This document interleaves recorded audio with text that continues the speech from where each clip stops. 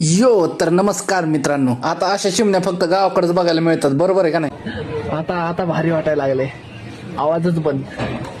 बोले बोले ना लय भारी वाटायला लागले बघ. डाकूचा आवाज बसला होता, पण ऊसाची गाडी दिसली का मला म्हणली ऊस खायचाय. लहानपणी आम्ही शाळेत असताना असे ट्रॅक्टरवरचे ऊस तोडून लय खाल्लेले. आज डाकूमुळे ते दिवस परत आठवले. हिथं आधी दत्ताचं जुनं मंदिर होतं, नवीन बनवलंय. काय भारी वाटायला लागले. हे कशाची झाड आहेत सांगा बरं?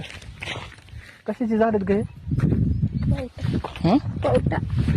ह्याच्यावरूनच तुम्हाला समजलं असन शेतातलं मला किती माहिती. आता तुम्हाला सांगतो, हा पावटा लगेच काय नेणार आहे मी. डाकू म्हणले आपला नाही तो पावटा, दुसऱ्याचा आहे. दुसऱ्याचा आहे काय? ते पावटा अजून आलाच नाही, तुम्ही काय विकायला घेऊन चाललात? आम्ही आलतो आसराच्या पाया पडण्यासाठी आगेवाडीला.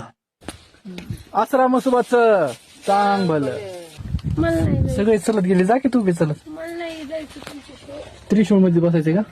बस मग पटकन. आगेवाडी हे गाव आहे नांदूर बीड मध्ये. आणि असं झोका बिका दिसलं का मी डायरेक्ट लहानच होऊन जातो गाड्या.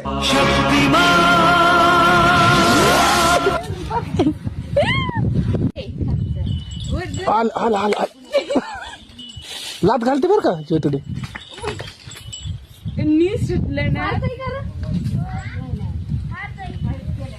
मारते म्हणते ते. आम्ही खेळतो झोका, तोपर्यंत तुम्ही लाईक आणि फॉलो करून टाका.